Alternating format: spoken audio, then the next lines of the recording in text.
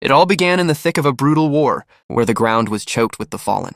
In the center of the carnage, a man coughed up a thick spray of blood, reeling from a blow that should have been his end. The holy sword of the knightly order had pierced him true, buried deep within his chest. Seeing this, the soldiers erupted into cheers, their voices heavy with the relief of men who had finally conquered a nightmare. The man bleeding out on the dirt was known to all as the feared demon of the continent, Ashimon, the most powerful necromant the world had ever seen. As his life ebbed away, the mage realized his time was finally up. It had been 10 long years of a war that had bled into every corner of the land. He had tried to bolster his defenses against this final assault, but in the end his spells had failed him. Looking at the pile of skulls beside him, he accepted that this was his perfect defeat.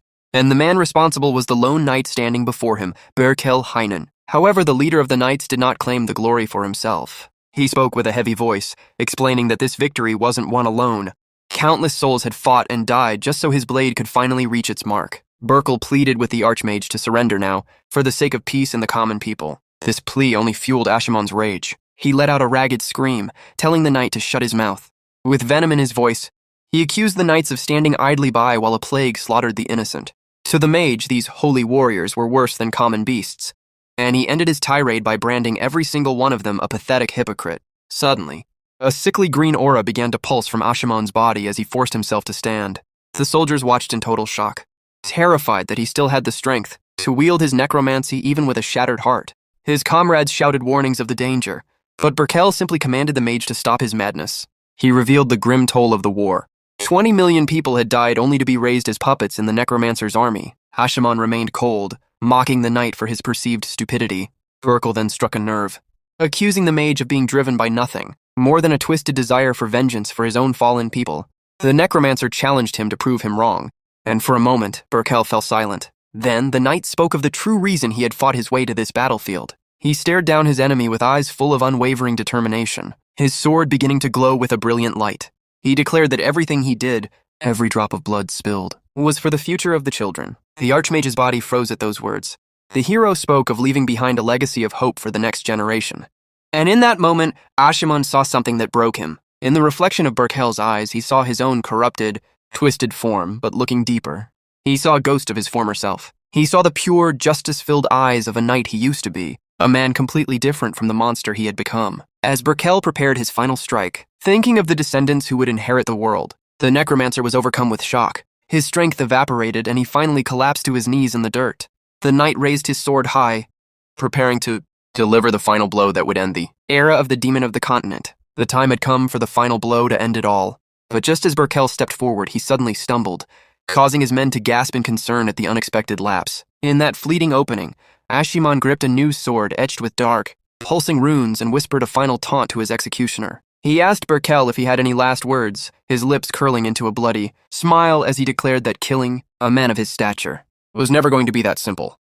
Despite being drenched in his own lifeblood, the Necromancer clearly had one last card to play. Suddenly, a violent, shadowy energy erupted from his body, surging toward Berkel with terrifying force. The knight was hurled backward by the raw magical pressure as Ashimon's eyes ignited with a strange, mysterious power. Holding his blade high, he prepared a final act of vengeance against the world. A blinding explosion of light consumed the battlefield, and as the dust settled, the soldiers began to cheer, believing the enemy had finally fallen. Lying broken on the ground, the mage heard the sickening crack of his own neck. As the sounds of victory faded into the distance, his consciousness slipped away, his eyes closing slowly on the blurred silhouette of someone standing over him. And so, the 10-year war that had ravaged the continent finally came to an end. This was the death of the demon of the continent, the necromancer known as Ashimon. Yet, in what should have been his final moment, something inexplicable occurred. The scene shifted abruptly to a massive, opulent mansion during a night of raging storms. Inside, two maids were buzzing with excitement, having noticed the young master's lips twitch for the first time. Confused by the warmth and the unfamiliar surroundings, the mage wondered what on earth was happening. He had been reborn as a baby named Cleanse, with no inkling of where he was or how he had arrived. One of the maids showed him a portrait of a duchess, identifying the woman as his mother. As she tried to coax him into speaking, he felt his tiny infant body grow rigid with effort. With a Herculean struggle, the small boy attempted to force out words. The maids were astonished, thinking the prodigy was trying to speak his first words, but in reality, he was trying to summon his dark servants to obey his command. He screamed for them to heed him, but to the women, it was merely the frightened wailing of a child. At that moment, a bolt of lightning tore through the sky, illuminating the dark night with a fierce, white glow that swallowed the mansion whole. 15 years passed in the blink of an eye, and the mansion's garden fountain now sparkled brilliantly under the warm afternoon sun. A group of young ladies stood nearby, their expressions a mix of genuine surprise and breathless admiration. A young man walked calmly through the vast estate, his stride steady and poised. The girls began to whisper amongst themselves, completely enchanted by his striking face and his flowing hair. Then, the transformation was revealed in full. A breathtakingly handsome youth with hair as white as snow. He possessed an appearance so perfect it seemed as though he had been sculpted by the gods themselves. The ladies sighed, gushing over how dazzling the young Master Cleanse had become, with one of them wondering aloud what he could possibly eat to achieve such divine beauty. The girls were left wondering what divine nectar a person would have to consume to look so ethereal. Their daydreaming was cut short when a man approached Cleanse in the garden, lugging a heavy bucket. Without warning, he doused the boy in holy water, screaming for the evil spirit to vacate the vessel it inhabited. This was Garrison, a priest who had been convinced since the beginning that something was deeply wrong with young Cleanse. He pointed a finger at the 3 nearby girls, claiming they had already fallen under the boy's dark influence. Sopping wet and unimpressed, Cleanse asked if the priest ever grew tired of this endless purification ritual.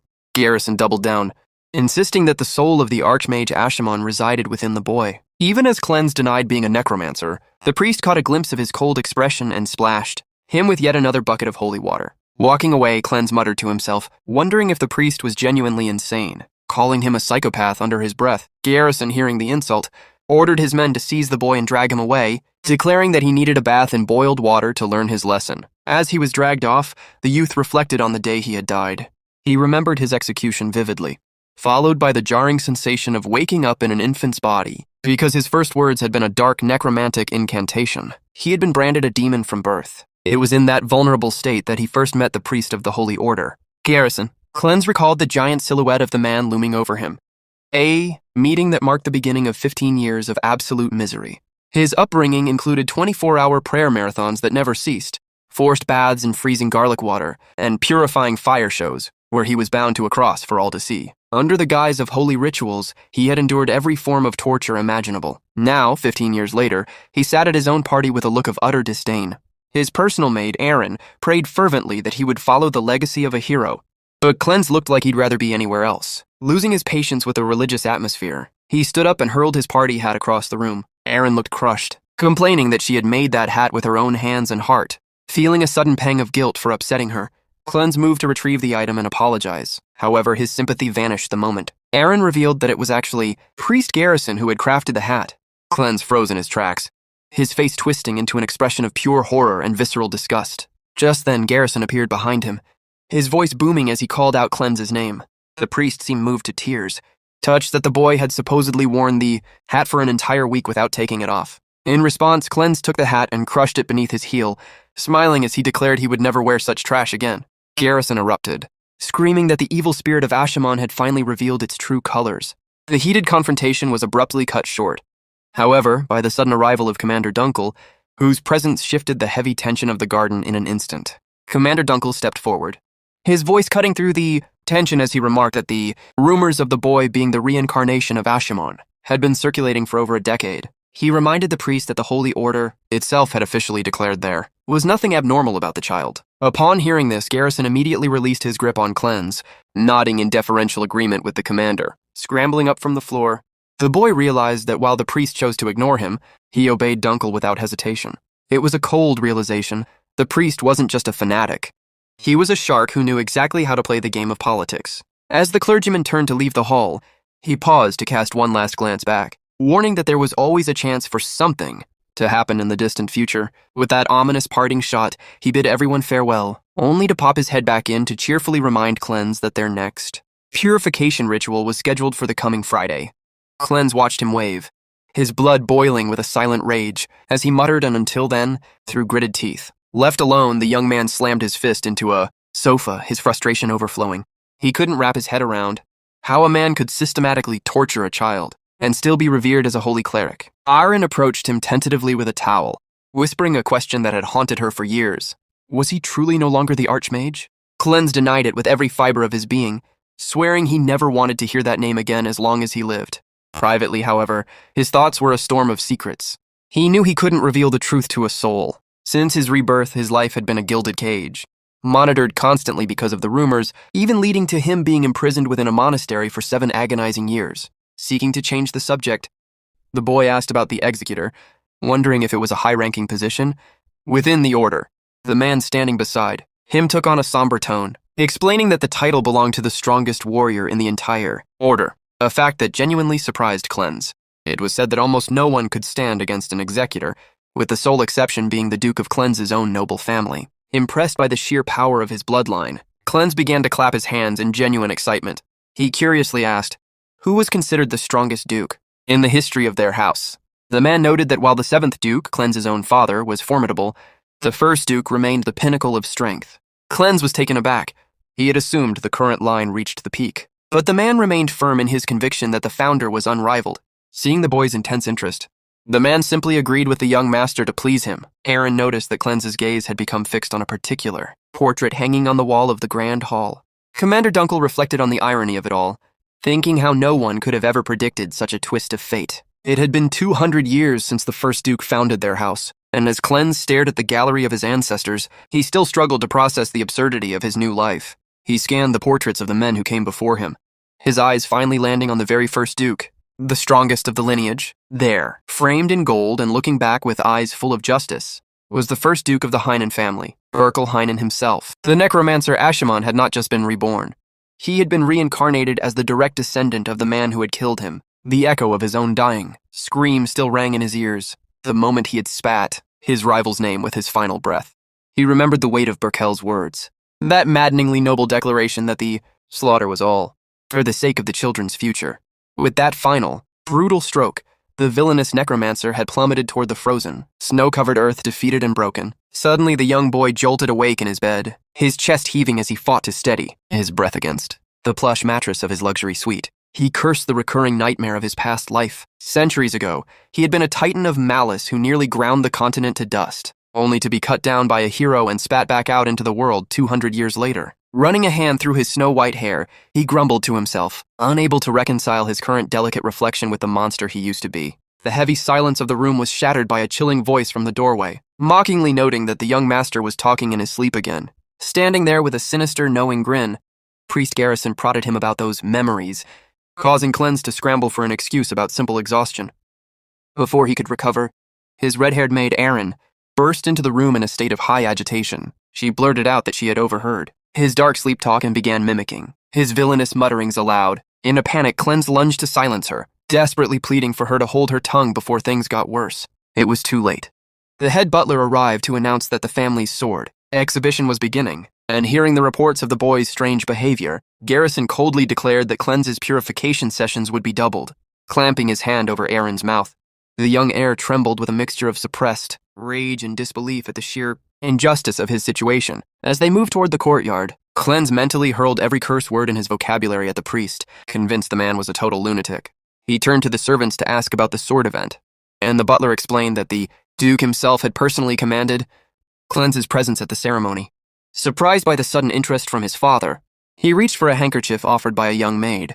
The mustachioed butler snapped at the girl for bothering the master, but Cleanse stepped in to defend her, handing her a biscuit that sent her into a state of pure, munching bliss. As he gazed out at the grand estate, he tried to deduce the motive behind his father's summons.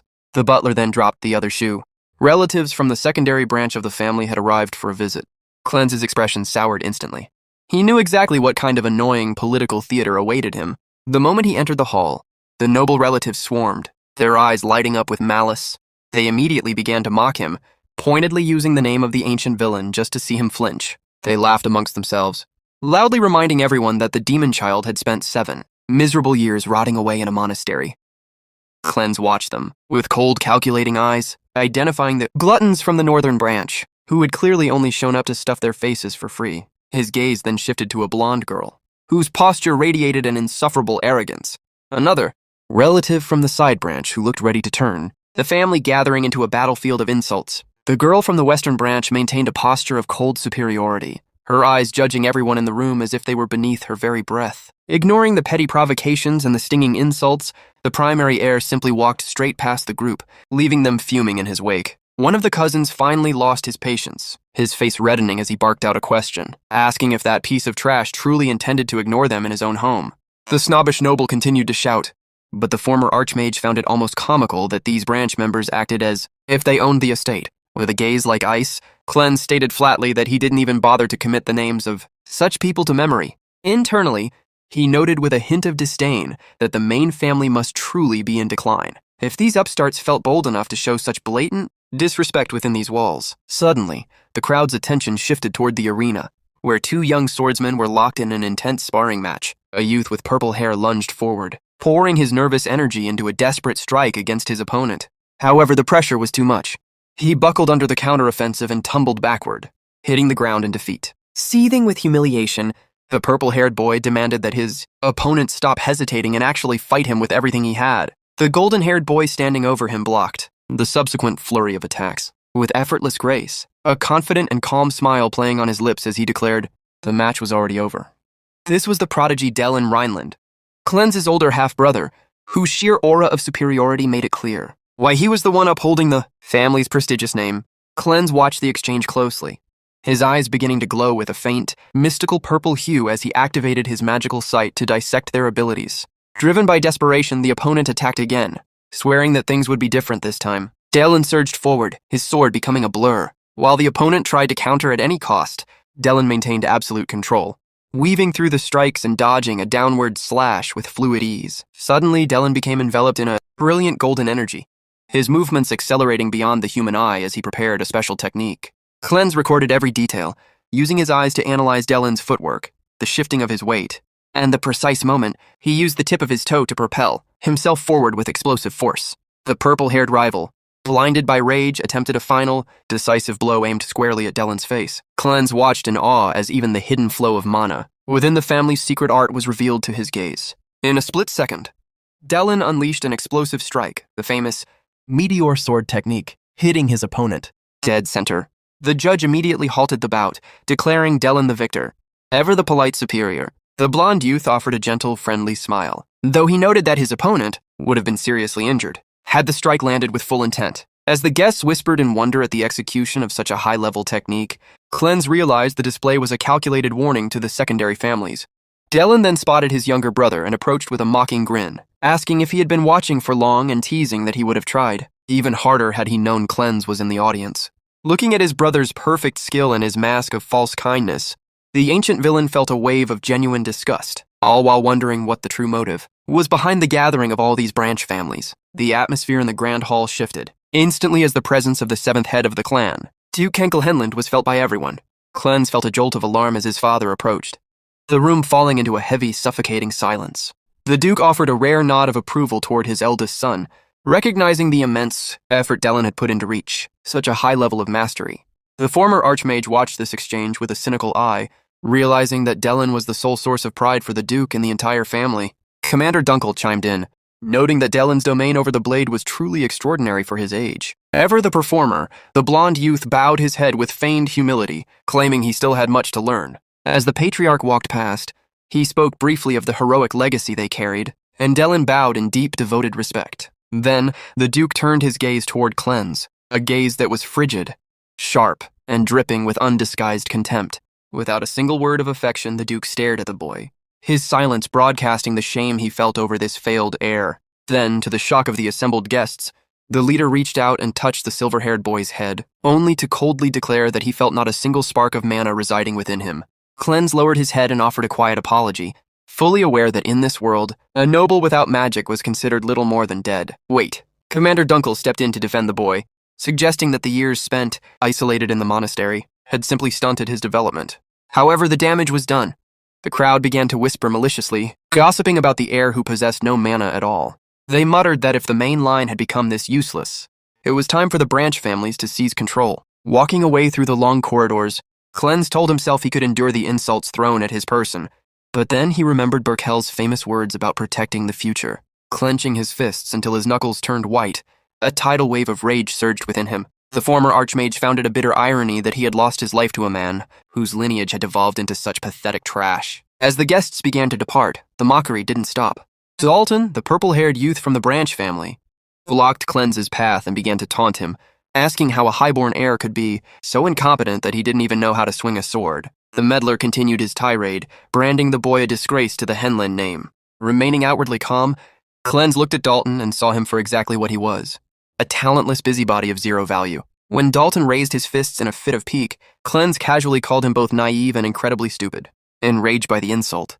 Dalton stomped the ground with violent force, preparing to strike. But in a flash of movement, the young heir swept Dalton's legs out from under him, sending the loudmouth crashing face first into the hard stone floor. Blood began to leak from Dalton's nose as he lay there, stunned, listening to Cleanse coldly advise him not to take his frustrations out on others.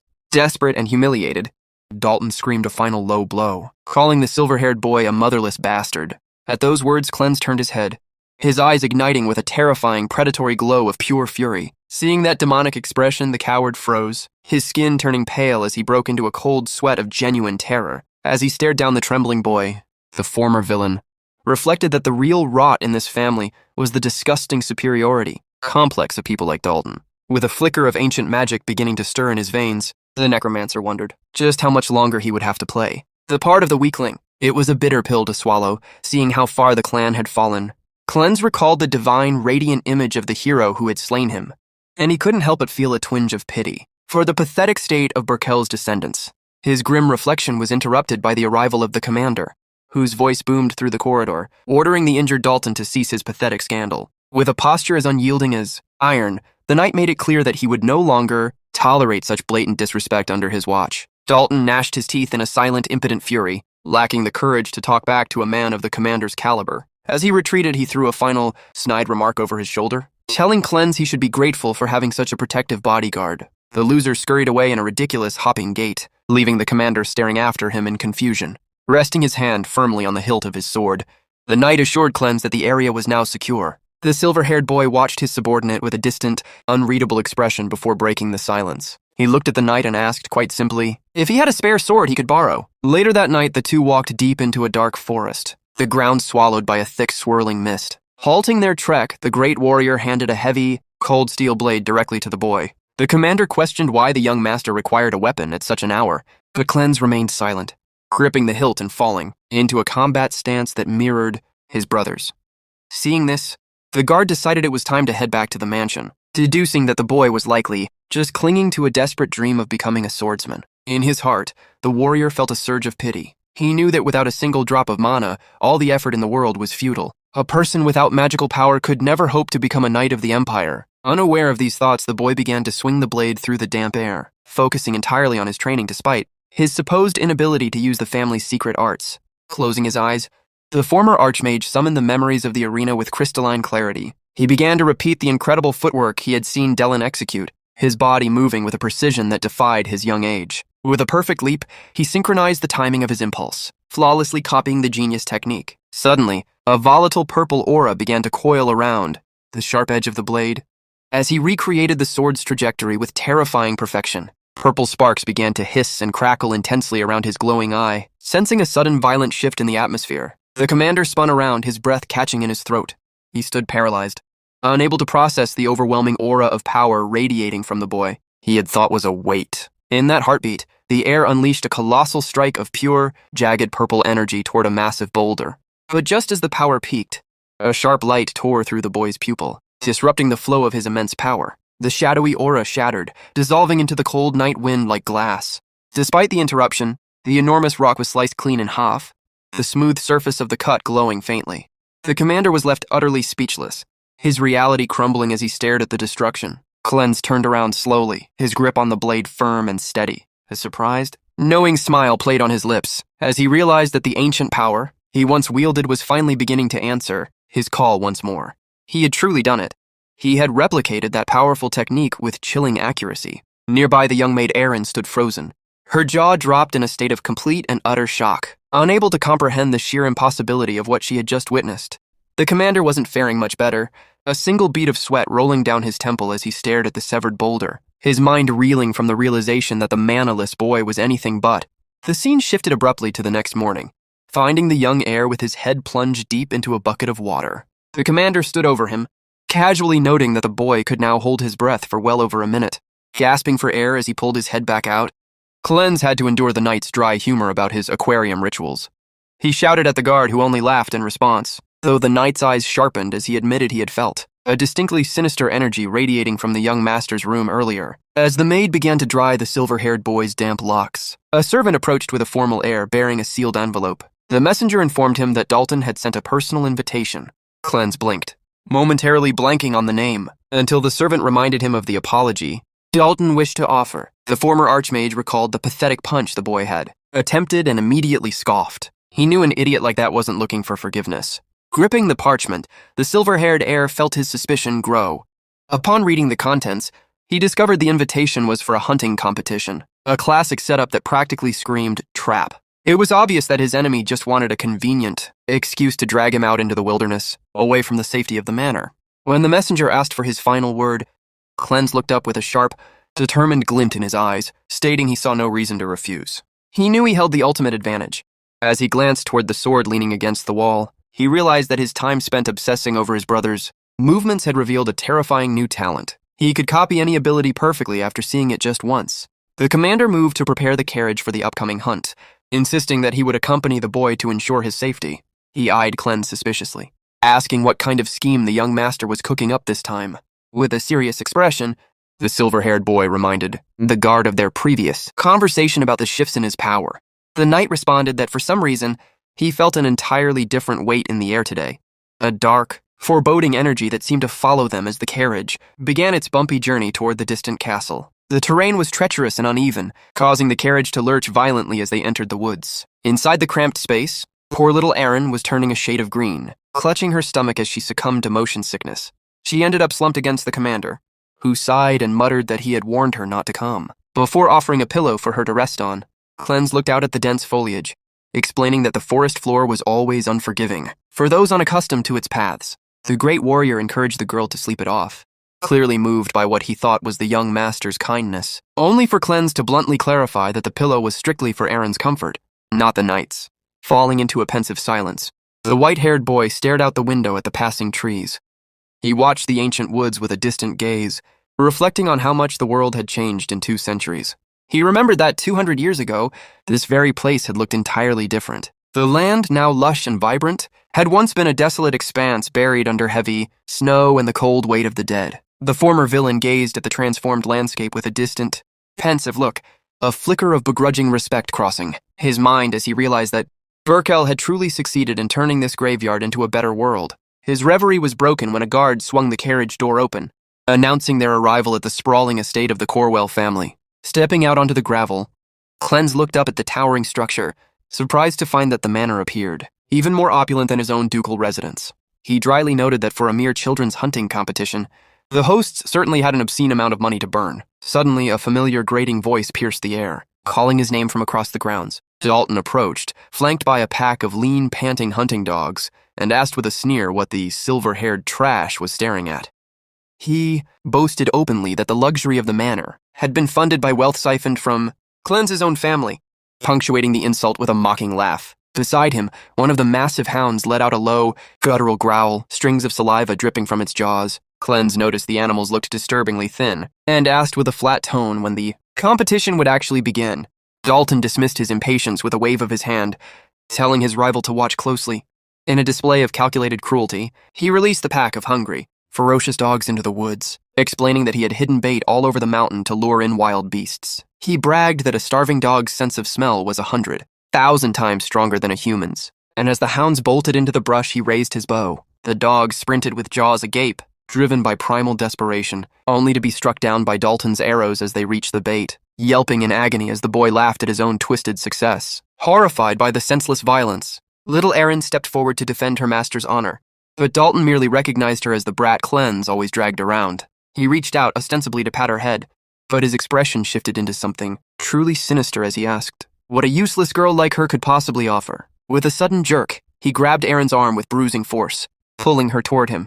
Before he could do more, Cleanse's hand clamped around Dalton's wrist like a vice. His eyes ignited with a cold, predatory fury as he warned Dalton to take his hands off her, or he would snap his arm where he stood. Shocked by the raw strength in the boy's grip, Dalton tried to swing a desperate punch at Cleanse's face, but the heir dodged the blow with an agile, effortless tilt of his head. Sneering to mask his fear, Dalton leaped onto his horse and challenged Cleanse to follow him into the heart of the hunt. Cleanse mounted his own steed and ordered the commander to stay behind and protect Erin.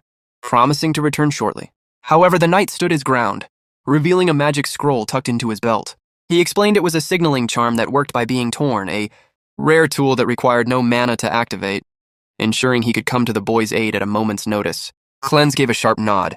He knew Dalton's father was a suspicious man, and if he were to vanish into the deep woods, it would likely be part of a much darker plan than a simple game of shadows. The situation had reached a boiling point. Before spurring his horse forward, Cleanse looked back at the commander with a gaze that held far more weight than a typical teenager's, telling him to tear the scroll the moment things went south. He assured the knight that a great storm would rise in his hand if that happened, a cryptic promise that left the warrior watching in silence as the young master vanished into the shadows of the trees. Time bled away as night fell over the forest, turning the woods into a labyrinth of tangled branches and silver moonlight. Riding deep into the darkness, the former archmage mused that his rival couldn't have hidden himself too far off. Finally, he broke into a clearing and found Dalton waiting for him, a twisted silhouette against the backdrop of a massacre. Surrounded by a circle of slaughtered animals, the purple-haired boy sneered, asking why the illustrious heir had taken so long to find him. Cleanse dismounted slowly, his eyes scanning the bizarre and gruesome scene. The lifeless bodies of the hunting dogs were scattered around Dalton like macabre decorations, their blood staining the dark earth. Dalton rose to his feet with a manic glint in his eye, declaring that they had finally reached the grand finale of their competition. Drawing his sword, the enemy revealed his true intentions. Cleanse himself was the final prey. He threatened to slaughter the boy and deliver the news of his tragic accident to his elder sister as a trophy. Dalton began to mock the Heinen family name, calling it a hollow, ridiculous joke of a bloodline. With a malicious grin, he signaled for his backup. Suddenly, hooded figures emerged from the darkness like ghosts, their bows drawn and aimed squarely at the white-haired boy.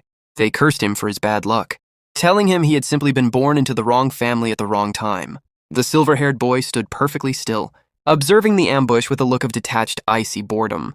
Dalton continued to boast, claiming that by tomorrow, the entire continent would be gossiping about the fall of the legendary sword family, and that the young master would be nothing more than scraps for the forest scavengers. In the face of this certain death, Cleanse found his mind drifting back to Burkell's annoying, noble words about protecting the future. A small mocking smile twitched on his lips, which only served to irritate and confuse Dalton. Then, to everyone's horror, the boy began to laugh, a deep, hysterical cackle that echoed through the trees. Sounding far too ancient for his small frame, Dalton recoiled, asking if the silver-haired freak had finally lost his mind. Cleanse covered his face with his hand, unable to stop laughing at the pathetic irony of the situation.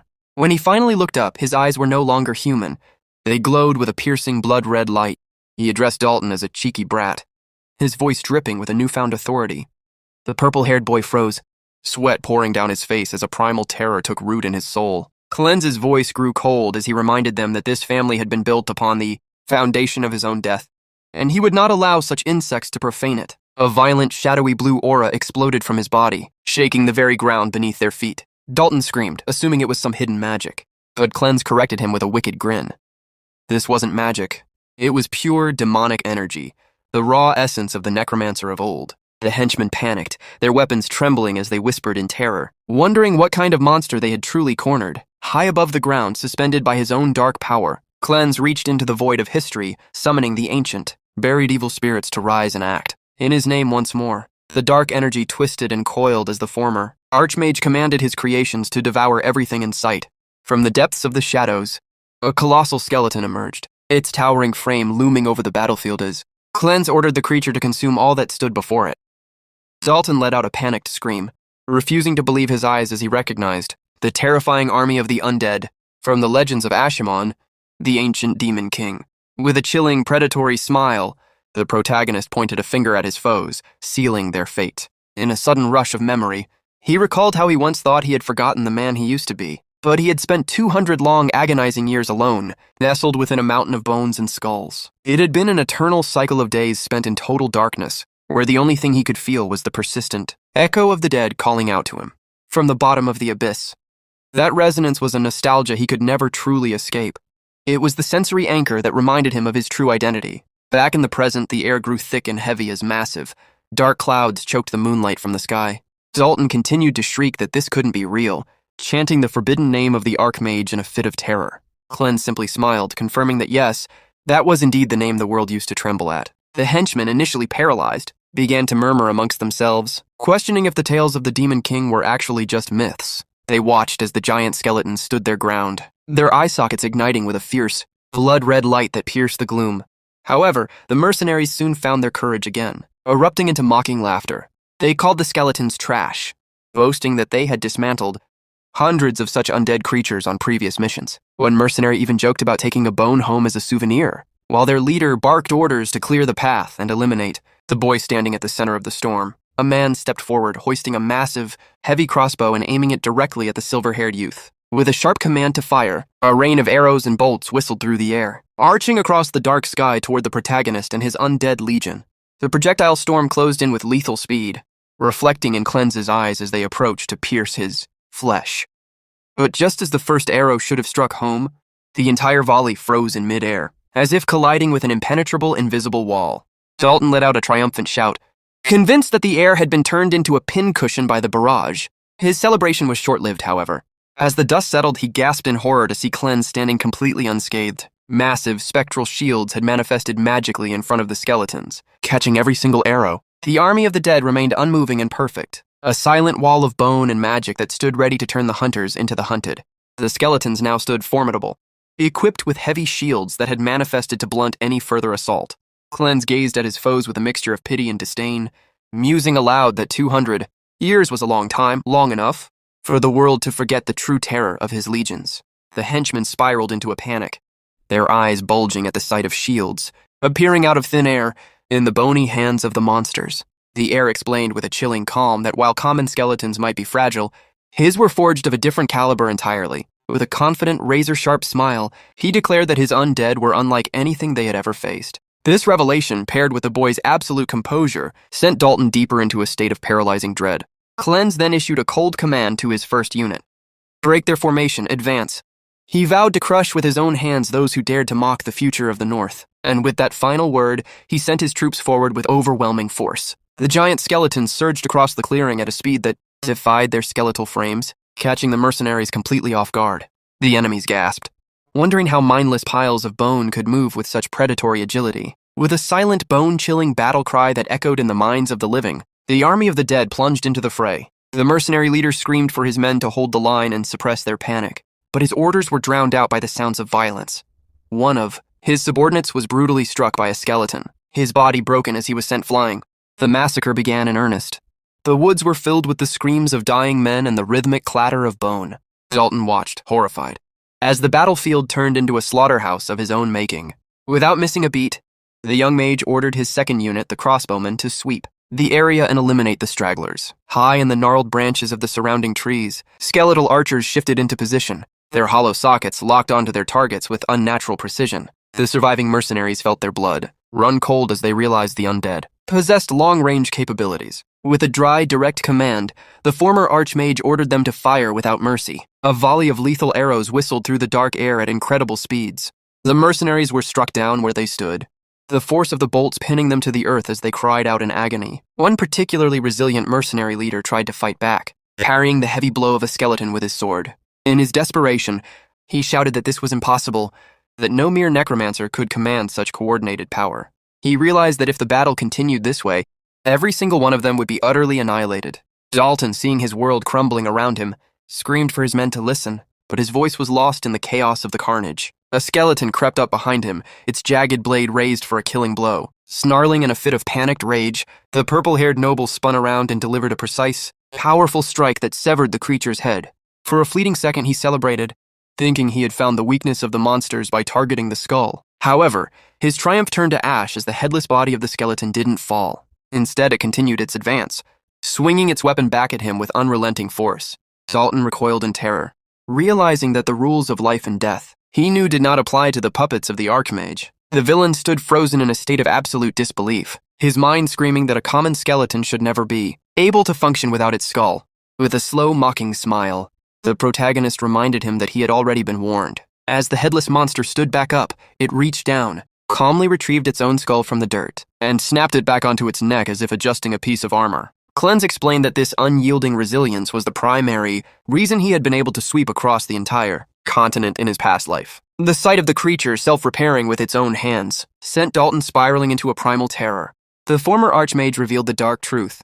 Spirits summoned with pure demonic energy do not abide by the laws of mortal injury. They do not die easily.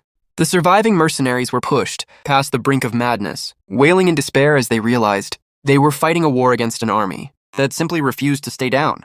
Cleanse sighed, noting that with his current youthful body, he could only maintain 11 of these elite summons at a time, before asking the trembling men if they truly wished to continue this farce. While the forest was being painted in blood, the scene shifted back to the peaceful gardens of the mansion, where the commander and the little maid, Aaron, were sharing a laugh by the fountain. Aaron giggled, imagining the stories of the young master's supposed misbehavior at the monastery. The commander watched her with a softened expression, noting how much she seemed to genuinely adore the boy.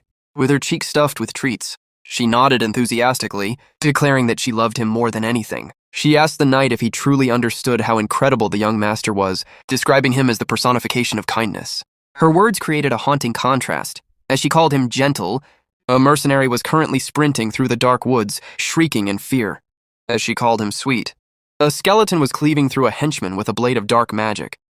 She smiled brightly, claiming he was the warmest soul in the world because he shared his biscuits with her, while at that very moment a cold, shadowy aura of death was suffocating the life out of the forest. Back in the thick of the carnage, the protagonist's gaze remained like chips of ice, devoid of the warmth Aaron so fondly described. One of the mercenaries let out a final, gurgling cry as a skeleton ended him, leaving only the purple-haired Dalton to defend himself. He was panting heavily, his muscles screaming with exhaustion as he swung his blade in a frantic arc. He managed to land a heavy blow, but the skeleton's bones knit back together instantly, leaving him in a state of utter hopelessness. In a fit of desperate rage, Dalton realized that hacking at the puppets was a fool's errand. He concluded that the only way to stop the nightmare was to kill the puppeteer. If he could strike down the young master, the summons would surely vanish. With a roar of hatred, Dalton charged toward Cleanse, screaming his name. He declared that the macabre game of playing with corpses ended now, and that everything would be settled by the mage's death. He raised his sword for a final, overhead executioner's strike, pouring every ounce of his remaining strength into the blow. But Cleanse didn't flinch. His eyes suddenly ignited with a brilliant purple light, his magical sight predicting the trajectory of the attack with crystalline clarity. To the ancient necromancer, the deadly lunge was moving in slow motion, a pathetic attempt from a child who didn't yet understand that he was challenging a god of the afterlife. Purple energy crackled within Cleanse's eyes, the violent sparks illuminating the darkness as he tracked every micro-movement of his opponent through his mystical sight.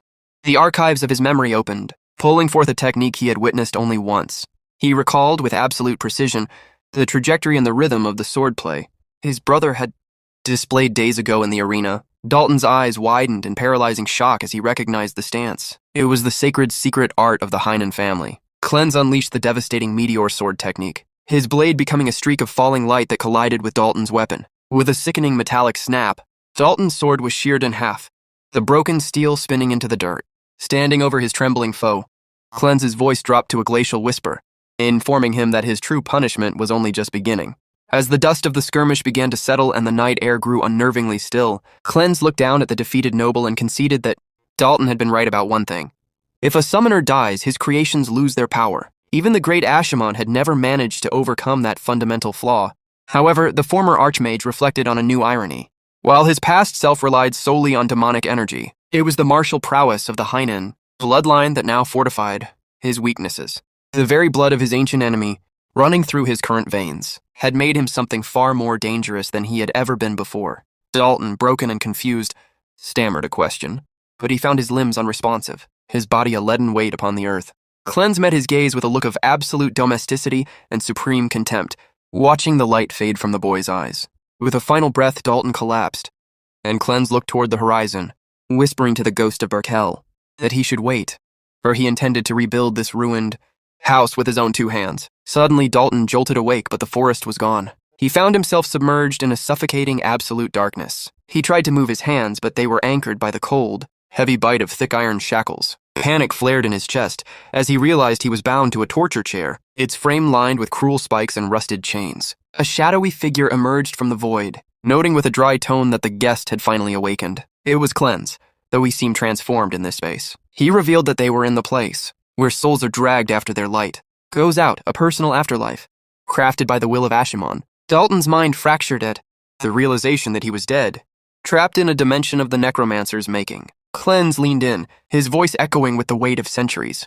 He reminded Dalton of his hobby, of the countless dogs he had starved and slaughtered, for the sheer sport of it, and the atrocities he had committed under the mask of noble tradition. The mage recalled the look of twisted joy on Dalton's face during those hunts, a memory that now served as the blueprint for his suffering.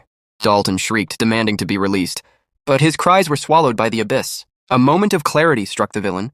He remembered the feeling of Cleanse's sword piercing him, yet here he sat, seemingly whole. Cleanse clarified the nightmare. Dalton was indeed dead, and this wellness was merely a vessel for his karma. Whether the boy believed in the soul or the afterlife no longer mattered. The debt was due, and the hour had finally come for him to pay for every drop of blood he had ever spilled. Past sins had finally come to collect their due. Dalton's breath, hitched in a ragged sob as a phantom pack of hounds, materialized from the void behind the protagonist. Cleanse commanded his enemy to listen, really. Listen to the cacophony of barks and snarls from the lives he had snuffed out. For mere entertainment, the ghost dogs lunged, their spectral jaws sinking into the villain's soul. He shrieked in a despair so profound it felt like his very essence was being shredded. The silver-haired boy stood over him, cold and unyielding, telling him to memorize this agony, for this was the hell he had built with his own hands. Dalton's pleas for mercy fell on deaf ears as he was ravaged by the victims of his own blood sport. Back in the physical world, Dalton's lifeless body lay sprawled in the dirt, covered in wounds that mirrored the spiritual assault. Cleanse sheathed his blade, his expression serene, having finally purged the nuisance that dared to humiliate him. His skeletal legion gathered behind him, standing in silent, loyal rows. Looking at the hollow sockets of his servants, the young mage felt a flicker of ancient debt. He told his creatures that they deserved a reward for answering his call across the centuries, promising to break the curse of their eternal servitude. A brilliant emerald light washed over the clearing, and the skeletons began to dissolve into shimmering particles of mana. Cleanse watched in a heavy silence as they faded into the wind, reflecting on the cyclical nature of existence. He wondered once more why he had been pulled back from the void. In his philosophy, true death was when bones turned to dust and scattered without a trace. Yet here he was, flesh and blood once more. His introspection was cut short when a hooded figure stepped out from the tree line, admitting his surprise at seeing someone so young wielding the forbidden art of necromancy. Cleanse's eyes narrowed as he questioned the stranger's identity and how much he had witnessed. The man offered a cryptic, mocking smile, stating there was no need for names. With a flick of his wrist, a sickly green aura flared in his palm, and he began to weave a spell of his own. He claimed the boy wouldn't understand the scope of his mission, even if he explained it. And before Cleanse's eyes, the dead mercenaries began to twitch and rise. Their eyes glowed with a stagnant green light, turning into mindless marionettes under the stranger's thrall. The hooded man hoisted the corpses with his dark magic, noting that while Dalton had been a pathetic failure, his leftovers were still quite useful. With a final, chilling laugh, the necromancer vanished into the mist. Taking the reanimated bodies with him, miles away at the mansion, the peaceful atmosphere had begun to sour. Aaron, the small maid, tried to coax the commander into listening to more stories about the young master's antics, but the knight remained frozen, staring at the emergency scroll in his hand with growing dread. He couldn't shake the feeling that something had gone horribly wrong. It had been 3 hours since the signal started to feel off, and his instincts were screaming of a trap. He moved to leave the estate to find Cleanse, but his path was suddenly barred by 2 grim-faced castle guards. The tension in the air snapped like a bowstring as the commander realized the conspiracy against the young heir went far deeper than a simple hunting trip. The guards at the mansion blocked the way with cold, impassive faces, stating that it would be a severe problem if the commander were to abandon his post now. The knight stood in a heavy silence, his eyes narrowing as he recognized the crest of the Corwell, family emblazoned on their uniforms. It was the confirmation he needed. Dalton's family had been weaving this web of betrayal from the very start, preparing for the worst. The commander drew himself up to his full height and issued a final warning. He would no longer stand idle if they attempted to bar his path again. Intimidated by his overwhelming killing intent, the Corwell guards hesitated. The knight turned to Erin, the young maid, and told her to retreat to the safety of the manor with the priest, who had accompanied them on the trip. However, one of the guards informed him with a grim expression that the priest had already departed long ago. Recalling Cleanse's earlier warnings and sensing the dire urgency of the moment, the commander vaulted onto his horse. With the emergency scroll clenched between his teeth, he tore it asunder, certain that these events were no mere coincidence. He spurred his steed into a gallop, racing toward the forest as fast as the animal's legs would carry him, fearing what might have already befallen his master. Deep within the dark woods, the young protagonist stood his ground against the mysterious necromancer's legion of the walking dead. Beads of sweat rolled down his pale face as he realized his demonic energy had been nearly depleted in the previous struggle. His current youthful body was at its limit, and he could no longer call upon his own necromancy to defend himself. The hooded sorcerer, sensing victory, ordered his mindless zombies to swarm the boy without mercy. The undead horde lunged forward, but Cleanse simply smirked, mocking the necromancer for thinking he could win merely by mimicking the arts of the past. Suddenly, the crest on the magic scroll in Cleanse's hand erupted with a blinding, celestial radiance. The encroaching zombies shrieked and recoiled, their rotted flesh contorting in agony as the holy light seared through the gloom. Cleanse laughed, taunting his foe with the news that he was now utterly finished. As the necromancer watched in confusion, the ground beneath them began to pulse with a golden, divine power that surged upward, consuming the shadows. From the heart of the radiance, the priest who had been traveling with the young heir appeared, his eyes burning with a fierce golden fire. With a voice like rolling thunder, he invoked the light to purify the abominations before him, turning the zombies into nothing more than drifting ash. He assured the young master that he could rest easy now, for the church would handle the rest. The stunned necromancer demanded to know the identity of this newcomer, who wielded such overwhelming holy force. The priest met his gaze with a look of absolute determination and introduced himself as an exarch of the Holy Order. Exarchs were the Church's supreme human weapons, 3 chosen warriors who swore to execute the absolute will of the Pope. They were the only ones capable of wielding the holy weapons left behind by Saint Galagund, and it was whispered that a single exarch possessed the martial power of an entire fortress. The necromancer trembled as the priest's holy aura began to physically crush the darkness he had conjured. Cleanse watched as the man he knew only as a simple priest revealed his true status as the strongest in martial prowess among the chosen 3. The exarch stepped forward, shielding the boy and promising to guard him against all evil. The remaining zombies, driven by the necromancer's frantic commands, snarled and lunged with savage fury, but they were no match for the divine light. The exarch raised a sacred tome, channeling his power into a baptism of fire that incinerated the undead where they stood. He commanded the sinners to listen and pray for their souls. Before it was too late, his voice carrying the weight of a final judgment, with a powerful stomp of his foot, a shockwave of golden energy rippled through the earth, shattering the ground and hurling the undead puppets away like leaves in a storm, delivering a final crushing blow. The exarch declared this act to be his mercy, a final judgment for lost and corrupted souls. The necromancer was sent flying by the sheer pressure of the attack, his mind reeling at the insanity of an exarch appearing in such a remote place.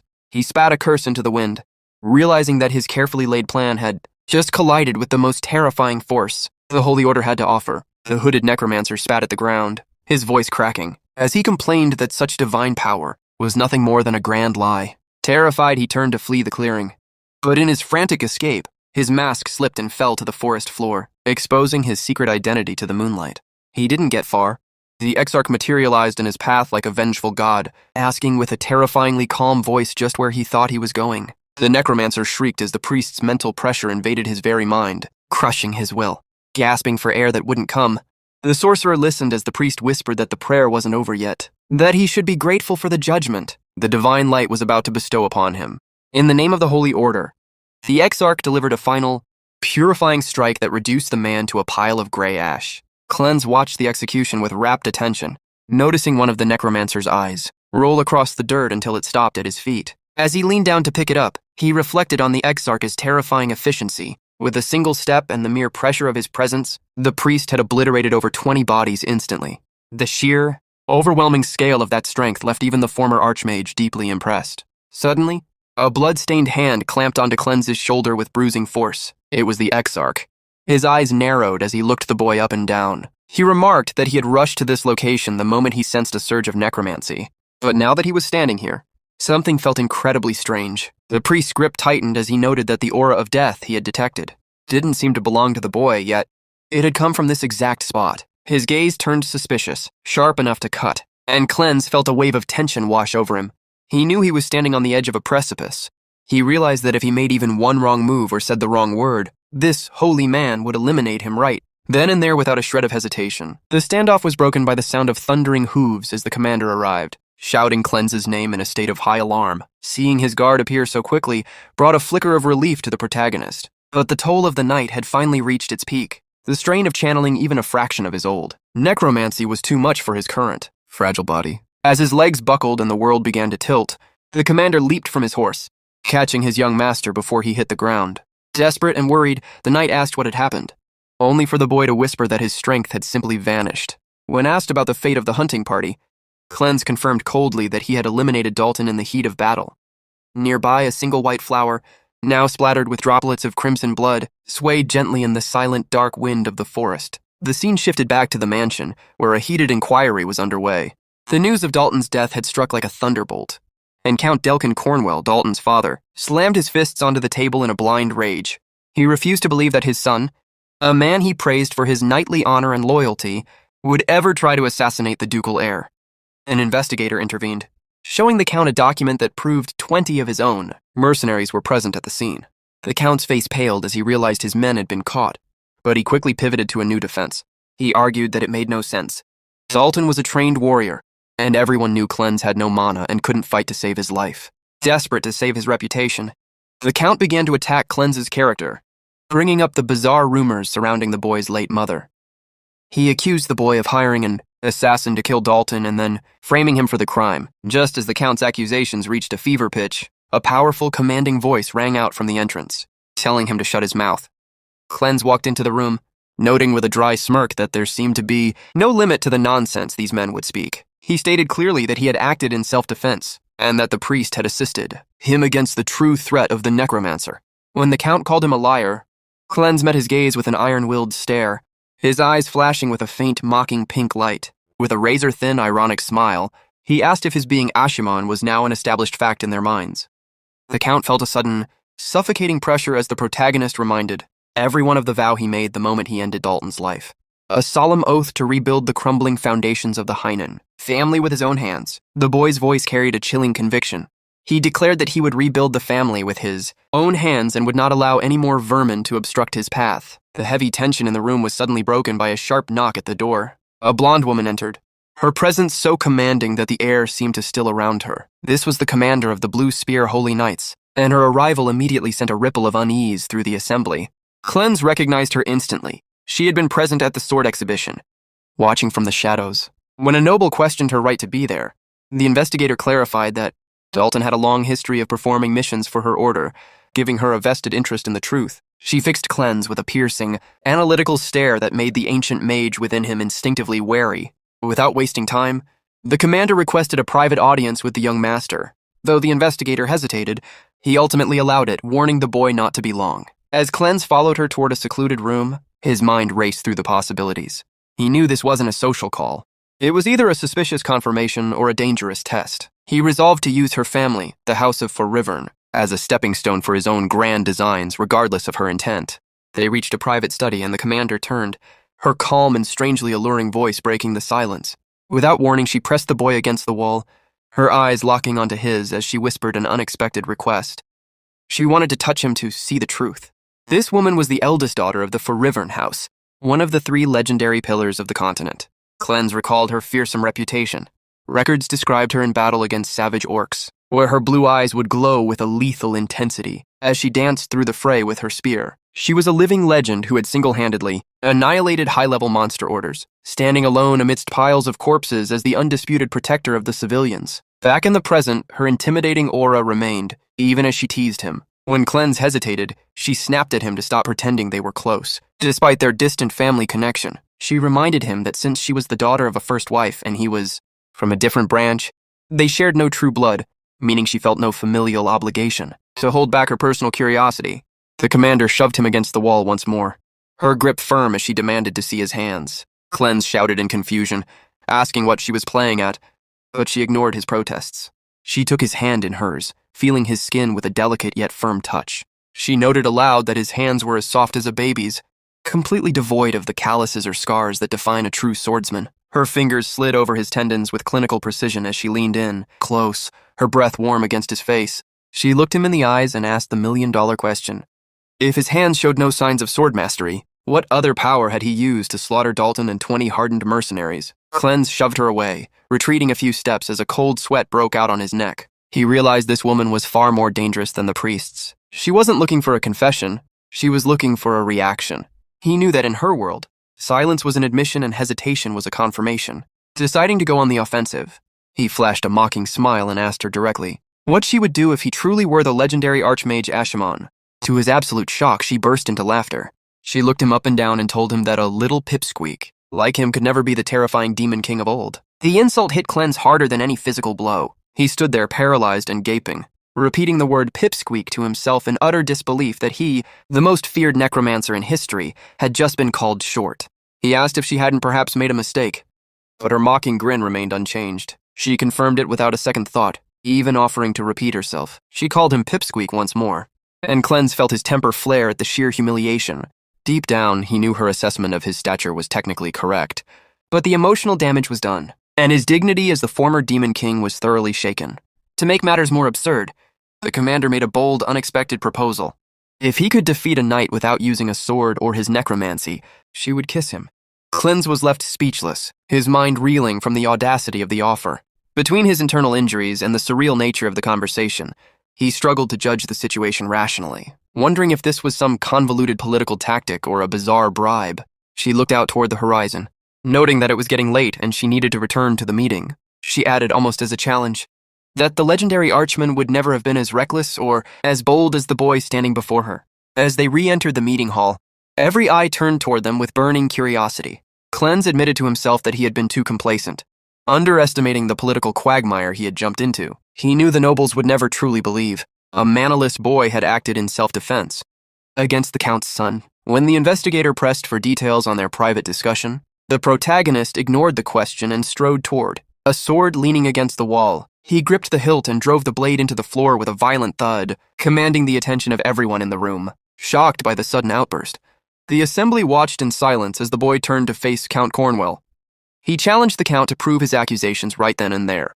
To settle the matter of his innocence once and for all, Cleanse invoked the ancient northern tradition of trial by combat, a lawless duel, where the victor is declared innocent and the loser is proven guilty. The Count was stunned, wondering if the boy had finally lost his mind. Trial by combat was a brutal relic of the past with no restrictions. But the Count quickly saw a golden opportunity. If he could move the dispute from the courtroom to the arena, he could bury the evidence of his mercenaries along with the boy. He accepted the challenge with a predatory smile, announcing he would appoint a champion to fight in his stead, and swearing to end the boy's life.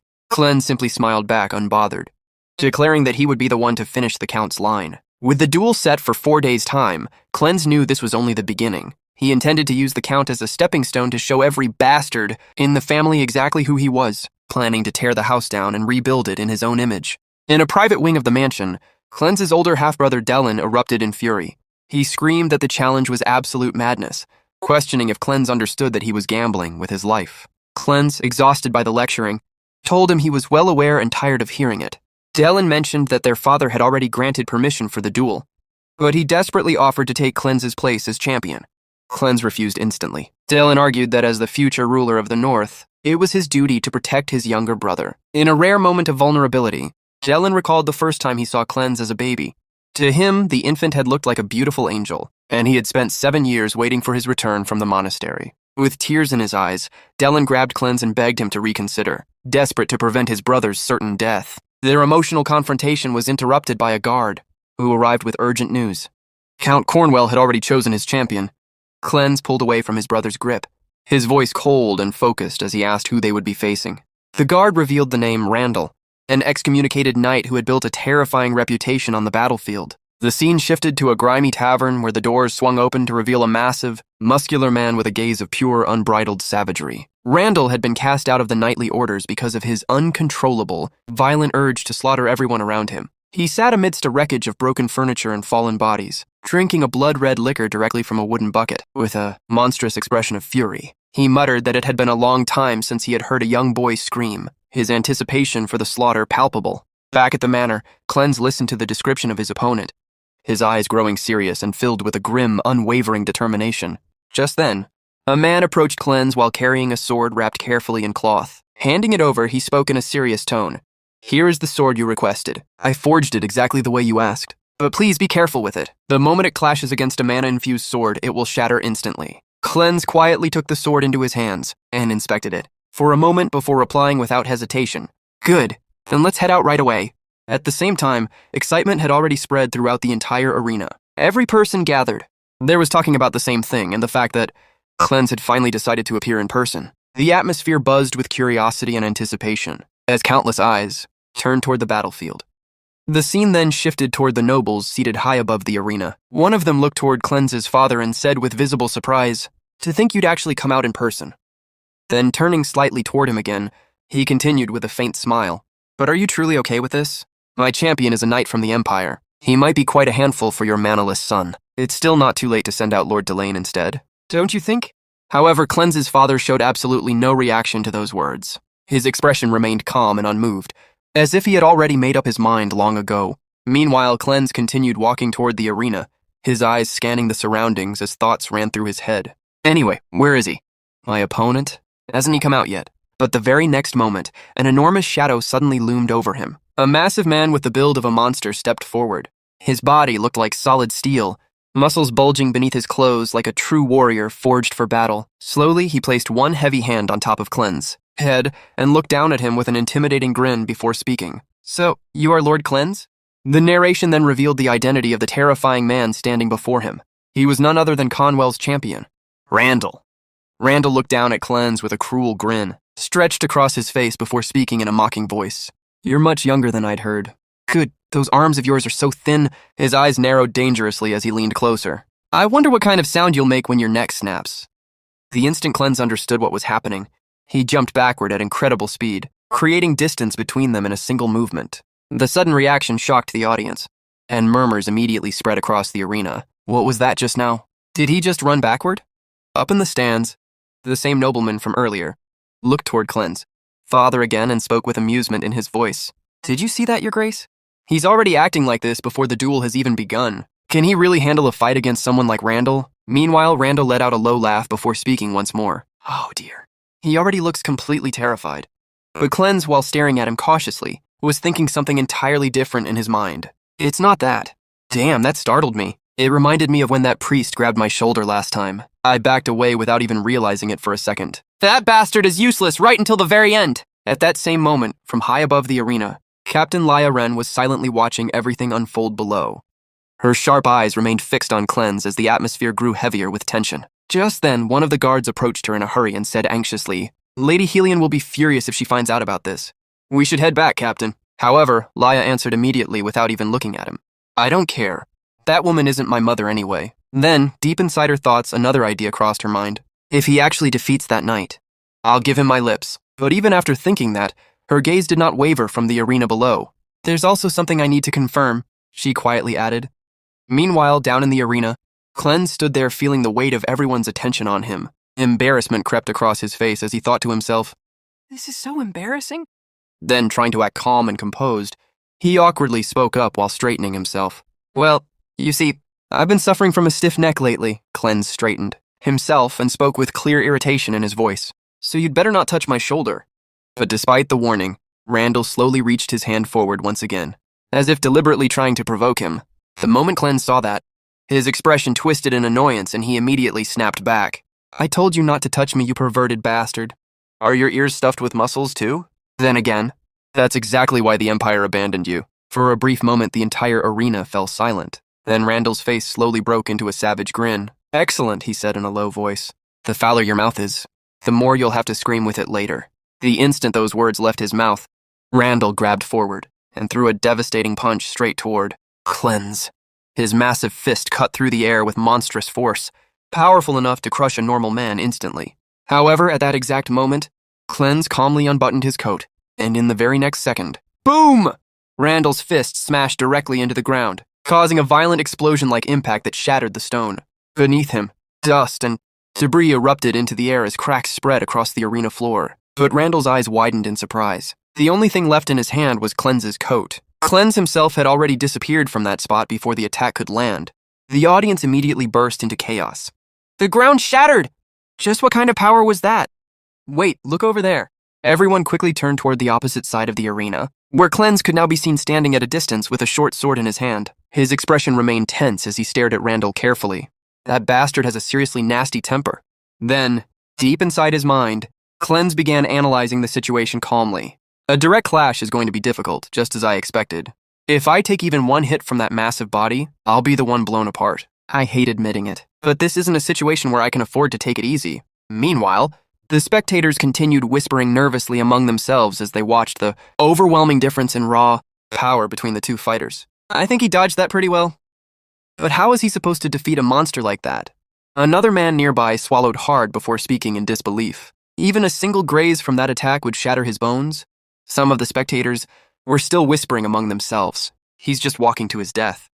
Nearby, Cleanse's friend called out his name, and at that moment he remembered what Cleanse had said earlier. "You're going to take my place in the trial by combat?" That would only hand them a legal excuse to kill the Rainland heir. As those words echoed in his mind, he silently thought to himself, "You're right. The fate of the family is on the line, so I can't just do whatever I want." However, before that thought could even fully settle in his mind, the fight had already begun on the other side of the arena. Randall suddenly rushed forward at terrifying speed, closing the distance between them in an instant.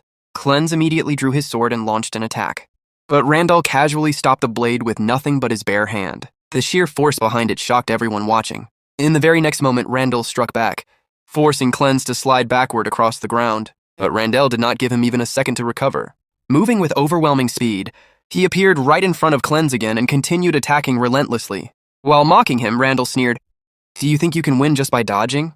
Cleanse was using every ounce of strength he had just to block the incoming attacks. Each strike felt heavier than the last, pushing him further and further back. Meanwhile, Randall continued to ridicule him without mercy. "Why don't you try using your necromancy? Aren't you the great Archimond?" The moment Randall looked directly into Cleanse's eyes, he noticed something strange. Cleanse was smiling, not a confident smile, nor a cheerful one, but the kind of smile that carried irritation and suppressed rage. Deep inside, Cleanse clenched his thoughts in anger. "This is annoying. Should I just use necromancy and kill them all?" After witnessing that overwhelming pressure, even Randall instinctively stepped back in fear. Sweat began pouring down his face as his body reacted before his mind could fully understand what he had just felt. The confidence and arrogance he had shown until now were starting to crack. Among the audience, confused voices immediately began to spread. What? Did Randall just dodge? No way. He must be going easy on him. But Randall himself knew that was not the truth. Inside his mind, he was struggling to understand what had just happened. What was that just now? There was definitely nothing there, but even though Cleanse had not visibly done anything, Randall could feel an intense aura of death coming from within him. It was not something he could see with his eyes, yet his instincts were screaming at him to stay away. That invisible pressure alone was enough to make fear crawl through his entire body. Seeing Randall suddenly retreat like that, the man seated above the arena clicked his tongue in irritation and shouted, "What's going on? Why is Randall acting like that?" At that moment, Cleanse calmly stepped forward and spoke clearly in front of everyone present. "Don't worry, I won't use anything like necromancy, because I am a Rhineland. This is a place to prove oneself entirely with a sword." He paused briefly before continuing in a firm voice. "Therefore, I won't use necromancy." The moment those words were spoken, shock spread throughout the entire arena. His father, his friend, and nearly everyone watching from the audience stared at him in disbelief. No one had expected him to say something like that. Until now, many people had looked at him with suspicion because of his necromancy, but hearing those words directly from Cleanse began to change the atmosphere completely. The crowd's opinions slowly started shifting. Then, little by little, people began cheering for him. "Yeah, this is what a trial by combat should be. We're with you. We'll support you." See, it wasn't just a bluff after all. The arena that had once been filled with doubt and mockery was now gradually being overtaken by excitement and support, all because of Cleanse's unwavering declaration. Randall infused even more mana into his blade, the energy around the sword growing sharper and heavier as he prepared himself for another attack. Staring directly at Cleanse, he muttered with confidence, "That brat has no mana." It was then explained why the Imperial swordsmanship style was feared across the Empire. The true strength of Imperial swordsmanship lay in never holding back one's mana, by pushing every sense to its absolute limit. Breathing, muscles, blood flow, and reflexes. A swordsman could unleash a single burst of explosive power capable of hunting down an opponent in an instant. Randall gathered all of his strength into one devastating strike and rushed forward at incredible speed. His entire focus was on ending the fight with a single attack. But at that exact moment, Cleanse calmly dodged. As he watched Randall's movements, Cleanse quietly said, "I can see it. His technique, mana capacity, even the arc of his blade. Every last bit of it." To Cleanse, Randall's attacks had started to look painfully obvious. Like a damn fly. Hearing those words only fueled Randall's anger further. Once again, he gathered every ounce of his strength into another attack, this time even more powerful than before. The force behind it was nearly double the previous strike. The moment the attack landed, a massive explosion erupted across the arena. Dust and mist spread everywhere, swallowing the battlefield and blocking everyone's vision. The audience could barely see anything through the cloud created by the impact. Randall's eyes widened in disbelief. Did he actually read every trajectory of my sword in that short a time? Then suddenly, from behind him, Cleanse appeared, moving through the smoke without a sound. Cleanse stepped directly into Randall's blind spot and prepared his counterattack. With a body that size, your back is completely exposed. The next instant, Cleanse struck. His timing was flawless. The precision and smoothness of his technique were so incredible that everyone watching was left completely stunned. Even the experienced warriors in the arena could hardly believe what they had just witnessed. Meanwhile, inside his mind, Randall was in total confusion. This makes no sense. This bastard, he doesn't have any mana, so how the hell? Not far away, one of the soldiers standing beside Laya Ren spoke in disbelief. Did you just see that, Captain? At that moment, Laya Ren herself was blushing slightly as she watched Cleanse fight. Clearly affected by the overwhelming skill and confidence he was displaying before everyone. After that, the scene shifted to another place, where a heavy silence filled the room. In the middle of it, a voice could be heard speaking calmly yet filled with frustration. Normally, I would have stepped in myself. Before anyone else could react, another man quickly answered, "Your Grace, that's..." But his words were cut short by the protagonist's father. "I know," he said in a low voice. "I shouldn't act on personal feelings. If I step forward now, the prestige of the Rhineland family will only fall even further." His expression grew darker as he continued. "But the opponent is a knight from the Empire. Cleanse has absolutely no chance of winning." The other man looked troubled after hearing that and asked carefully, "Then why did you permit the duel?" For a moment, the protagonist's father stayed silent, as if carrying years of regret inside his heart. Then he finally spoke. He stepped forward to defend the honor of his late mother. His voice was heavy with guilt. "Even when he was falsely branded as Archimon and locked away in the monastery, I couldn't save him." His fists tightened slowly. "So what right do I have to stop him now?" The atmosphere became even heavier. "In the end," he continued bitterly, "I can't protect anything. Not my child, not my family." Hearing those painful words, the other man immediately tried to reassure him. "You don't need to worry. Your Grace, young master doesn't fight losing battles." Right after that, the scene returned to the present battlefield. The duel was still ongoing. Yet even Cleanse's father could not hide the shock in his eyes after witnessing what was happening before him. At the same time, the narration began to explain the history and nature of the Rhineland family. The Rhineland family was known as the Northern Swordsmanship family. In order to survive the merciless frozen lands of the north, they developed a sword style that reduced mana consumption to the absolute minimum. Every movement was refined for efficiency, conserving strength and mana so they could endure long battles within the brutal icy fields. On the other hand, Imperial swordsmanship was completely different. Imperial swordsmanship was predation itself. Imperial swordsmanship was a style built entirely around domination, overwhelming the opponent by unleashing an enormous amount of mana all at once and crushing them before they could react. In contrast, Rhineland swordsmanship followed a completely different philosophy. It focused on patience, precision, and striking only at the perfect opening while using the smallest amount of mana possible. That was the true essence of the Rhineland family's techniques, the ultimate swordsmanship that achieved maximum efficiency with minimal mana. As the realization spread across the battlefield, Cleanse spoke calmly while facing Randall directly. "This is how I, someone without mana, can still wield my family's techniques." His eyes remained steady despite the pressure pouring from his opponent. "It might lack power, but it's more than enough to beat down a guy like you." The moment those words reached him, Randall's expression twisted with rage. Veins bulged across his face as he glared at Cleanse furiously. "You little rat!" At the same time, an overwhelming amount of power suddenly began gathering throughout Randall's entire body. Mana surged violently around him, growing denser and heavier every second. It was clear that he was preparing to release every ounce of mana he possessed in a single devastating attack. From above, the man watching the duel noticed the change instantly. His eyes widened as he thought to himself, "There it is. Randall's secret technique. A mana burst that instantly seals the opponent's movements." The pressure on the battlefield kept increasing non-stop. The air itself felt heavier as Randall's power continued to rise higher and higher. Then, with a furious roar, Randall shouted, "Don't make me laugh, you bastard! I'm the one who will win." In the very next moment, he exploded forward at terrifying speed and closed the distance between himself and Cleanse almost instantly. His attack came crashing down with monstrous force, powerful enough to crush his opponent in a single strike. But at the last possible second, Cleanse reacted. Without panic, he moved his sword with perfect timing and blocked Randall's attack head-on. But there was one thing everyone still remembered about that sword. The warning that had been given earlier at the very beginning of the duel. The moment it clashes with a mana-infused sword, it will shatter. And exactly as predicted, the instant Cleanse blocked Randall's mana-filled attack. Cracks spread across the blade before it completely broke apart. Pieces of the shattered sword scattered through the air. Seeing that, Randall immediately smirked victoriously. "Serves you right. With this, your sword is..." But before he could even finish his sentence, Cleanse suddenly smiled. "Yeah," he said calmly. "Now it's finally complete. The weapon to hunt you." For a brief moment, Randall could not understand what he meant. Then it happened. Cleanse moved forward in an instant.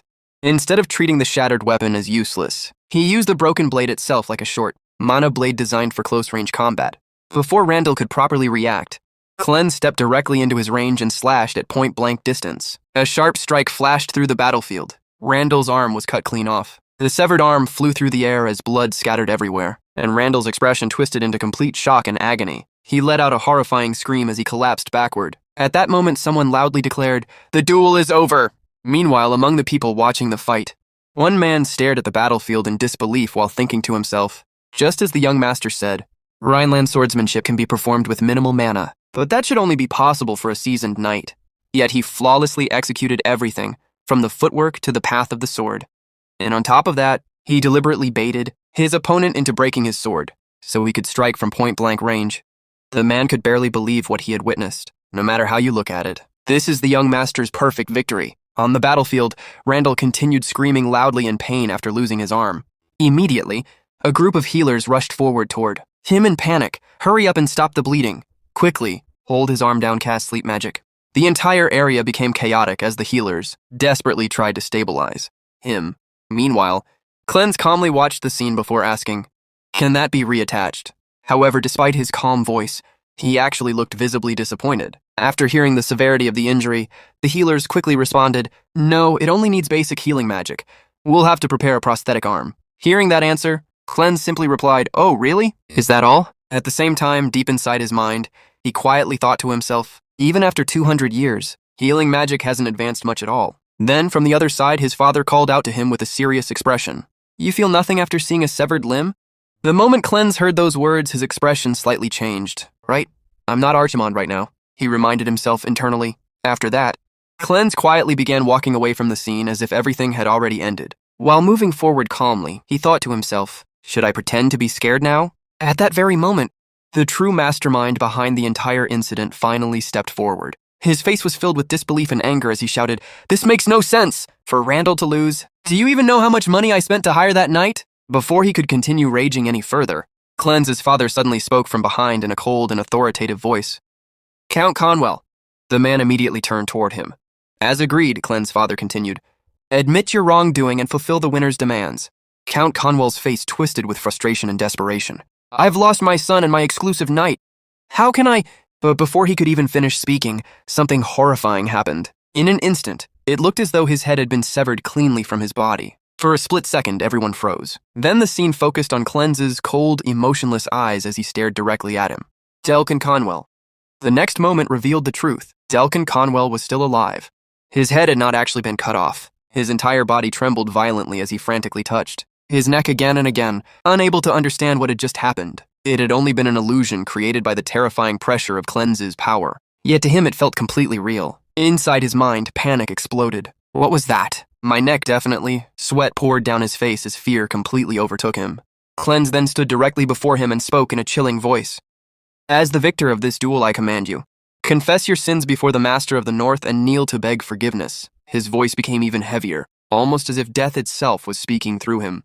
"Bow your head and beg for mercy, for you shall be crushed under the weight of your sins and repent." The moment those words entered Delkin Conwell's ears, true terror consumed him. He could almost see death standing directly above his head. His entire body shook uncontrollably, cold sweat dripped down endlessly, and even breathing became difficult. Unable to resist any longer, he finally broke down. "I was wrong," he stuttered fearfully. "My son and I dared to try and harm young Master Cleanse at the same time." The narration revealed the truth behind the terrifying ability Cleanse had used. This was originally a voice meant to call upon the souls of the dead. The dead man's voice. It was a soul-disturbing technique exclusive to necromancers, a horrifying power capable of inducing extreme terror in the living. Delkin Conwell completely broke down before Cleanse. Trembling uncontrollably, he fell to his knees and bowed his head deeply while begging for forgiveness. "Furthermore, I insulted young Master's mother, Grand Duchess Claire," he confessed desperately. "Please forgive me." The people watching the scene could hardly believe what they were witnessing. One of the spectators stared in complete shock and muttered, "Am I really seeing this right now?" To think a pillar of the Branch family would crumble like that. Meanwhile, Cleanse slowly raised his shattered sword toward the sky. Even though the blade was broken, the pressure surrounding him only felt heavier than before. Then, in front of everyone gathered there, he began speaking with absolute confidence. "Good, it begins from here." His voice echoed across the entire battlefield. Everyone standing here, listen closely. A declaration of my existence. The atmosphere instantly became silent. To set this family right, I am the challenger of this trial by combat and its rightful victor. His eyes remained completely steady as he continued. The son of Grand Duchess Claire Ladilasis, and the second son of the North's strongest knight, Heinkel Rhineland. Then, proudly declaring his name before everyone present, he finished, I am Cleanse Rhineland. After that powerful declaration, the scene shifted to a completely different location. The atmosphere there was far calmer and heavier, almost sacred. A man could be seen entering a quiet hall while, nearby, a priest was praying softly. We shall go where your light does not reach. Even if the path is perilous, even if it is painful, please watch over our intent, O God of light. Just then, the man who had entered stepped forward and spoke. Cardinal Murak. The priest slowly turned toward him. Yes, Garrison. Your voice sounds grim. What's the matter? Garrison's expression remained serious as he answered immediately. The surveillance target was attacked. The attackers were a necromancer and his undead. For a brief moment, silence filled the room. I need to verify this, Garrison added firmly. I need to verify this personally. However, Cardinal Murak showed no sign of concern at all. Instead, he calmly replied, There's no need to worry about that. It was all part of the plan. He was dispatched in cooperation with the Empire. Garrison's eyes narrowed slightly. Cardinal Murak continued speaking as if explaining something completely reasonable. A necromancer is an existence that naturally incites fear. Those terrified by their appearance will inevitably seek out God. Countless people will flock to our holy order. Then his voice became even colder. Understand this, Garrison. If we can revive the holy order and spread God's will through just a handful of sacrifices. But before he could finish his sentence, Garrison suddenly moved. In an instant, he grabbed Cardinal Murak by the throat with overwhelming force. His eyes were filled with fury as he spoke through gritted teeth. A servant of the Holy Temple has fallen for petty, political games and made deals with heretics. The next moment, with nothing but raw strength, Garrison crushed the Cardinal's head completely. Blood exploded across the surroundings as the body collapsed lifelessly onto the ground. Right after that, another voice suddenly echoed through the area. Do you feel any better? The man slowly stepped forward through the blood-covered hall and looked directly at Garrison before speaking in a calm, yet mocking tone. You haven't changed, Garrison Veerman. To think you've killed more clergymen than the necromancers themselves have. A faint smile appeared on his face as he continued. The people of the Holy Order really ought to know what you're hiding inside that gut of yours. The narration then revealed the identity of the man standing there. He was the Archbishop of the Holy Order, Palamon L. Garrison glared at him coldly after hearing those words. Was this your doing, Palamon L? Palamon simply answered without hesitation. Of course not. I merely authorized it. Then his expression became more serious. And besides, he added, I brought a piece of information regarding your surveillance target. The moment those words were spoken, Garrison instantly moved to attack him as well. His fist shot forward with enough force to kill an ordinary man immediately. But Palamon's speed was far beyond normal. Before Garrison could even realize what happened, Palamon had already disappeared from directly in front of him and reappeared elsewhere, avoiding the strike effortlessly. Then Palamon calmly continued speaking as though nothing had happened. When necromancy is used, it inevitably leaves traces. He raised a strange cross-shaped object while explaining, This is the cross containing those traces. It belonged to the necromancer you killed. Garrison's expression hardened as he listened carefully. Palamon continued, One of the traces belongs to soul-returning arts, a type of necromancy that raises corpses on something the Empire is actively researching. Then his voice lowered, slightly, but the other trace is different. It resembles the original form of necromancy, one that manipulates souls rather than corpses. Garrison immediately reacted to those words. The original form of necromancy? Yes, Palamon answered.